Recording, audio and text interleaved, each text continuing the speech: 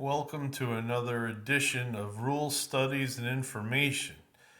It's where I talk about the advanced Dungeons and Dragons rules of first/second edition. They're very similar, and we're going to go over some of the races today, namely elves, and what their bonuses and foibles or penalties might be. Let's begin. Okay, let's see here. Elves or elves, if you so choose. There are like 7 or 8 different races of elves in the Advanced Dungeons and Dragons game.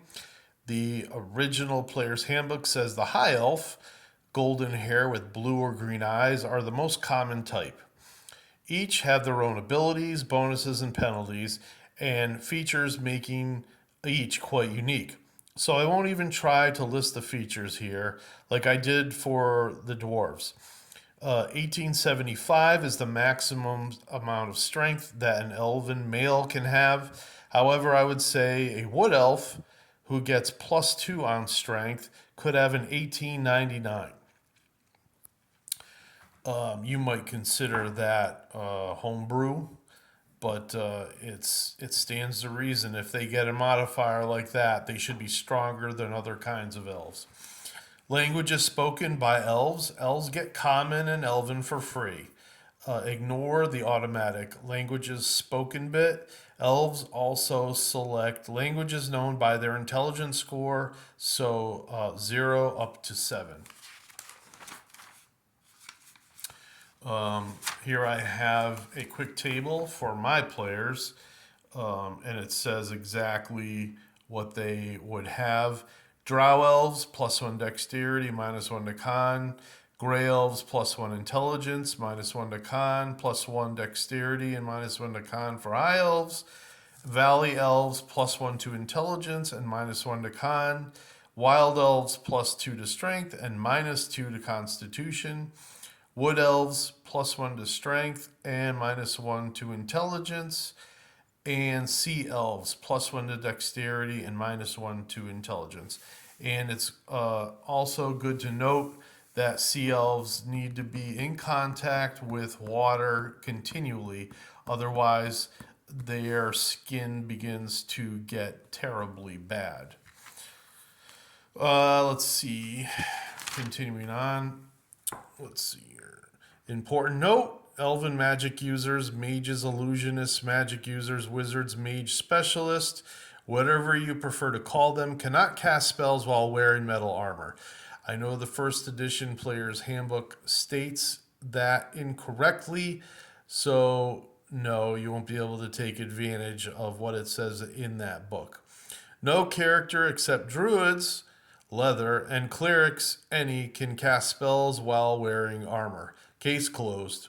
However, a little rule breaking trait called Armored Mage might let you with a few penalties. We use something we call traits, and it was a carryover from actually the third edition. That would be considered homebrew.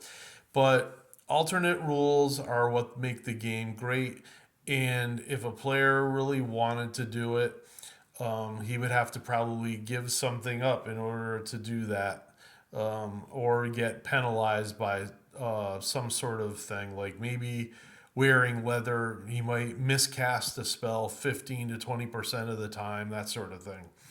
One mistake I did make, but my players generally ignored, was that if an elven fighter specialized in longsword, he wouldn't get his racial +1 bonus in longswords and specialization and a +1 specialization bonus.